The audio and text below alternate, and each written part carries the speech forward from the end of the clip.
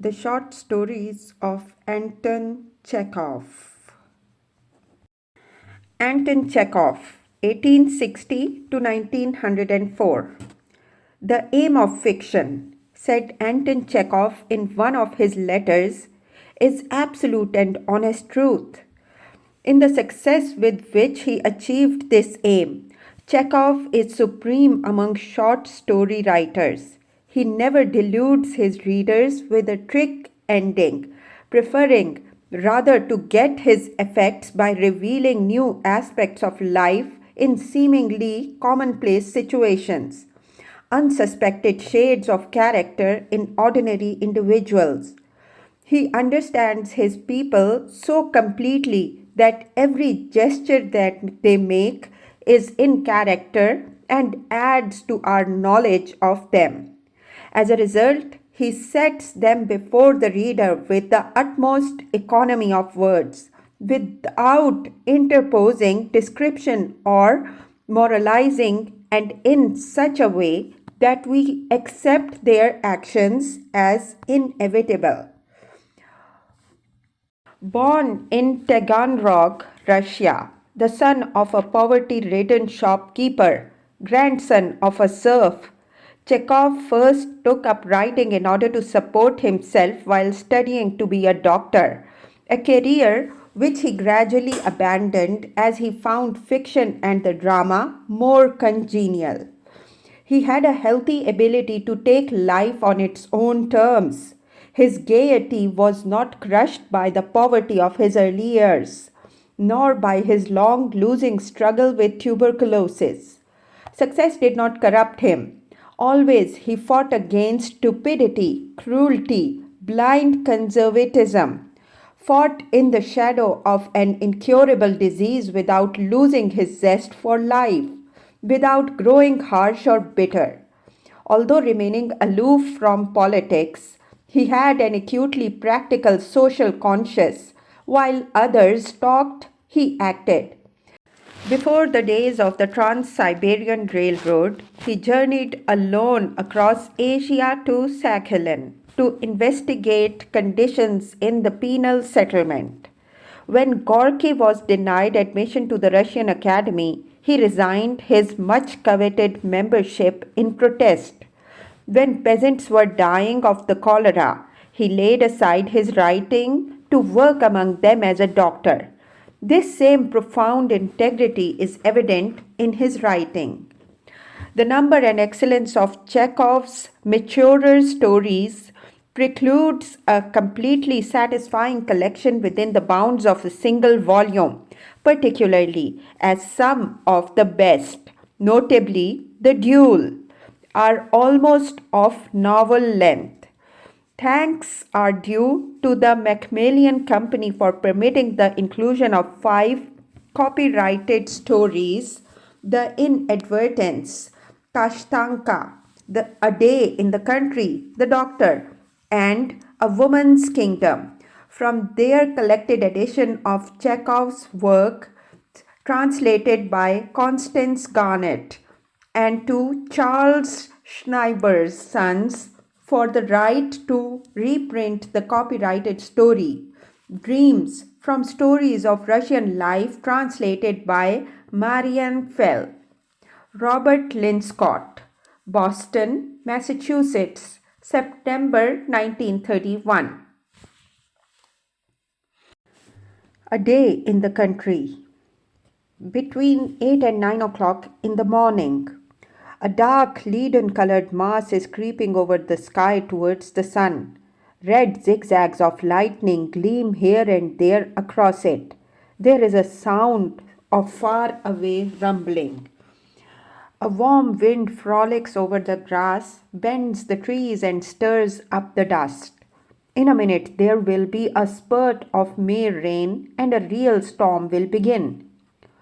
Foyokla, a little beggar girl of 6, is running through the village looking for Terenti, the cobbler.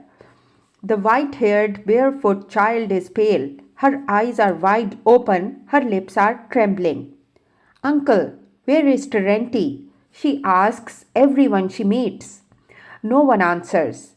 They are all preoccupied with the approaching storm and take refuge in their huts. At last he meets Silenti Sledge, the sacristan, Terenti's bosom friend. He is coming along, staggering from the wind. Uncle, where is Terenti? At the kitchen gardens, answers Silenti.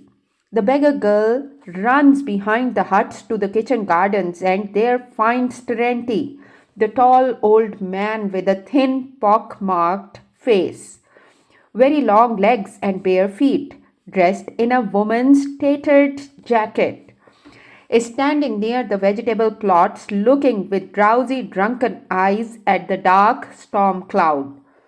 On his long crane-like legs he sways in the wind like a starling coat. Uncle Terenti, the white-headed beggar girl, addresses him. Uncle, darling.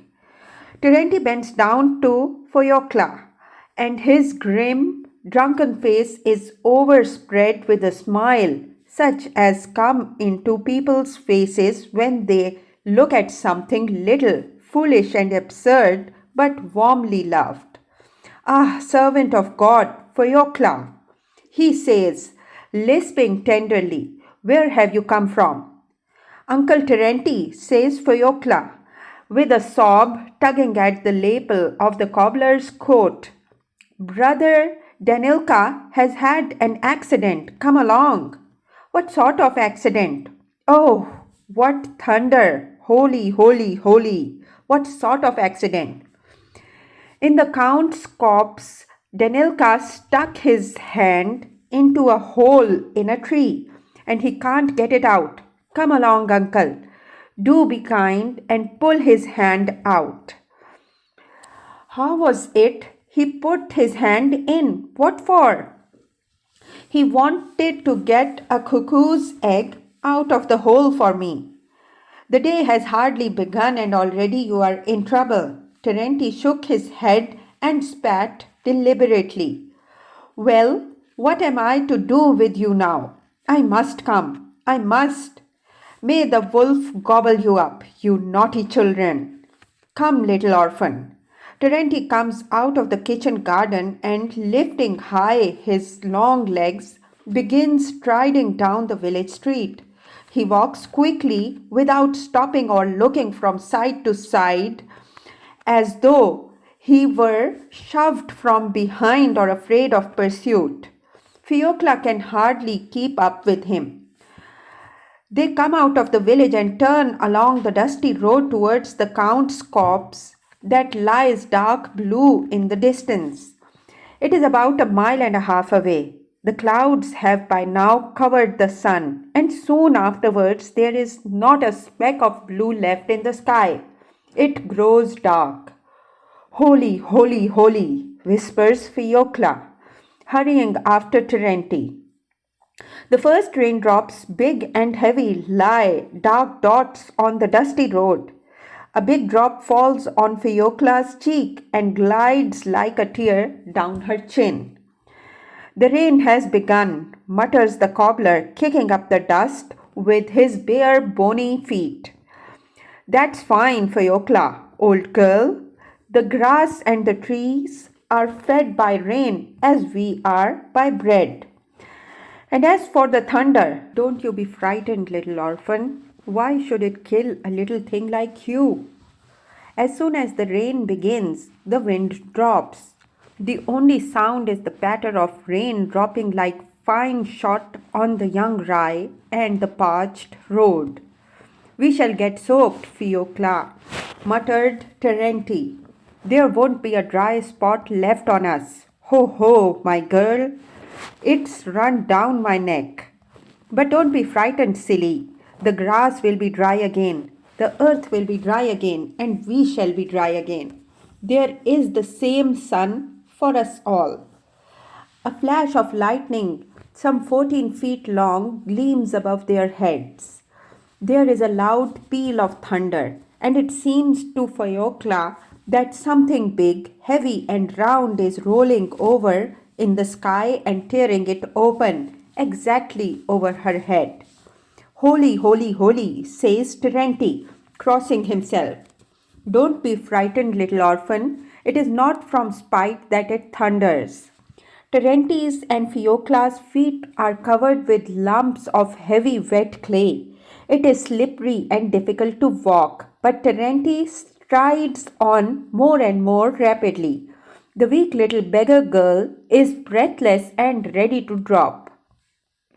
But at last they go into the Count's copse. The washed trees, stirred by a gust of wind, drop a perfect waterfall upon them. Terenti stumbles over stumps and begins to slacken his pace. Whereabouts is Denilka? He asks. Lead me to him. Fiokla leads him into a thicket and, after going a quarter of a mile, points to Delinka. Her brother, a little fellow of 8 with hair as red as ochre and a pale, sickly face, stands leaning against a tree and with his head on one side, looking sideways at the sky. In one hand, he holds his shabby old cap. The other is hidden in an old lime tree. The boy is gazing at the stormy sky and apparently not thinking of his trouble. Hearing footsteps and seeing the cobbler, he gives a sickly smile and says, A terrible lot of thunder, Terenti. I've never heard so much thunder in my life. And where is your hand? In the hole. Pull it out, please, Terenti. The wood had broken at the edge of the hole and jammed Nilka's hand. He could push it farther in, but could not pull it out.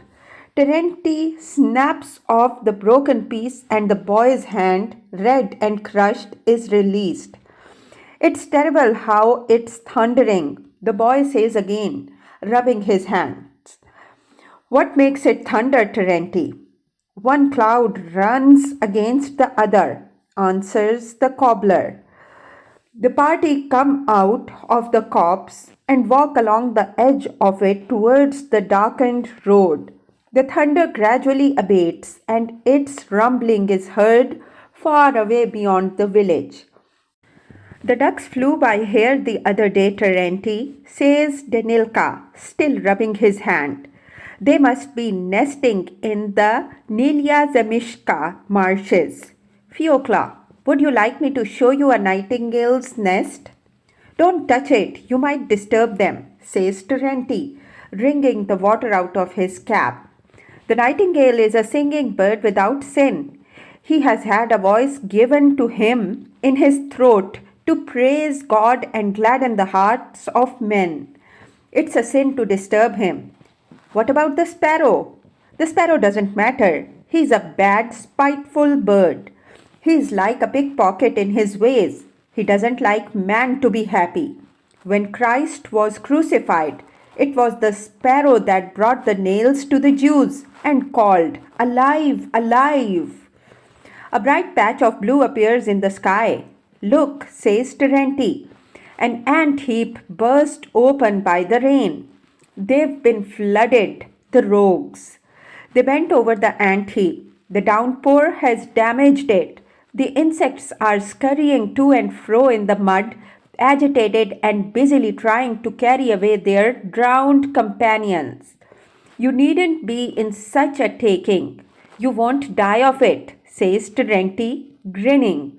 As soon as the sun warms you, you'll come to your senses again. It's a lesson to you, you stupids. You won't settle on low ground another time. They go on. And here are some bees, cries Denilka, pointing to the branch of a young oak tree. The drenched and chilled bees are huddled together on the branch. There are so many of them that neither bark nor leaf can be seen. Many of them are settled on one another. That's a swarm of bees, Terenti informs them. They were flying looking for a home, and when the rain came down upon them, they settled. If a swarm is flying, you need only sprinkle water on them to make them settle. Now, if Say you wanted to take the swarm, you would bend the branch with them into a sack and shake it, and they all fall in. Little Fiocla suddenly frowns and rubs her neck vigorously. Her brother looks at her neck and sees a big swelling on it. Hey, hey, laughs the cobbler. Do you know where you got that from, Fiocla, old girl? There are Spanish flies on some tree in the wood. The rain has trickled off them, and a drop has fallen on your neck. That's what has made the swelling. The sun appears from behind the clouds and floods the wood, the fields, and the three friends with its warm light. The dark menacing cloud has gone far away and taken the storm with it. The air is warm and fragrant. There is a scent of bird cherry, meadow sweet, and lilies of the valley. That herb is given when your nose bleeds, says Terenti, pointing to a woolly looking flower. It does good. They hear a whistle and a rumble, but not such a rumble as the storm clouds carried away. A good strain races by before the eyes of Terenti, Tenilka, and Fiocla. The engine, panting and puffing out black smoke, drags more than 20 vans after it. Its power is tremendous. The children are interested to know how an engine, not alive and without the help of horses, can move and drag such weights. And Terenti undertakes to explain it to them. It's all the steam's doing, children. The steam does the work. You see, it shoves under that thing near the wheels, and you see, it works. They cross the railway line and going down from the embankment, walk towards the river. They walk not with any object but just as random and talk all the way. Danilka asks the questions. Terenti answers them. Terenti answers all his questions, and there is no secret in nature which baffles him. He knows everything. Thus, for example, he knows the names of all the wild flowers, animals, and stones. He knows that herbs cure diseases. He has no difficulty in telling the age of a horse or a cow. Looking at the sunset, at the moon, or the birds, he can tell what sort of weather it will be the next day. And indeed, it is not only Terenti who is so wise. Celanti Slitch, the innkeeper, the market gardener, the shepherd, and all the villagers, generally speaking, know as much as he does. These people have learned not from books but in the fields, in the wood, on the river bank. Their teachers have been the birds themselves when they sang to them, the sun when it left a glow of crimson behind it at setting, the very trees and wild herbs. Danilka looks at Terenti and greedily drinks in every word. In spring, before one is weary of the warmth and the monotonous green of the fields, when everything is fresh and full of fragrance, who would not want to hear about the golden May beetles, about the cranes, about the gurgling streams, and the corn mounting into ear? The two of them, the cobbler and the orphan, walk about the fields, talk unceasingly, and are not weary. They could wander about the world endlessly. They walk and in their talk of the beauty of the earth do not notice the frail little beggar girl tripping after them. She is breathless and moves with a lagging step. There are tears in her eyes. She would be glad to stop these inexhaustible wanderers. But to whom and where can she go? She has no home or people of her own. Whether she likes it or not, she must walk and listen to their talk. Towards midday, all three sit down on the river bank. Danilka takes out of his bag a piece of bread soaked and reduced to a mash, and they begin to eat. Terenti says a prayer when he has eaten the bread, then stretches himself on the sandy bank and falls asleep. While he is asleep, the boy gazes at the water, pondering. He has many different things to think of. He has just seen the storm, the bees, the ants, the train. Now, before his eyes, fishes are whisking about. Some are 2 inches long and more. Others are no bigger than one's nail. A viper, with its head held high, is swimming from one bank to the other. Only towards the evening our wanderers return to the village. The children go for the night to a deserted barn where the corn of the commune used to be kept, while Terenti, leaving them, goes to the tavern. The children lie huddled together on the straw, dozing. The boy does not sleep. He gazes into the darkness, and it seems to him that he is seeing all that he has seen in the day: the storm clouds, the bright sunshine, the birds, the fish, lanky Terenti. The number of his impressions, together with exhaustion and hunger, are too much for him. He is as hot as though he were on fire and tosses from side to side. He longs to tell someone all that is haunting him now in the darkness and agitating his soul, but there is no one to tell. Fiocla is too little and could not understand. I'll tell Terenti tomorrow, thinks the boy. The children fall asleep, thinking of the homeless cobbler, and in the night Terenti comes to them, makes the sign of the cross over them, and puts bread under their heads. And no one sees his love.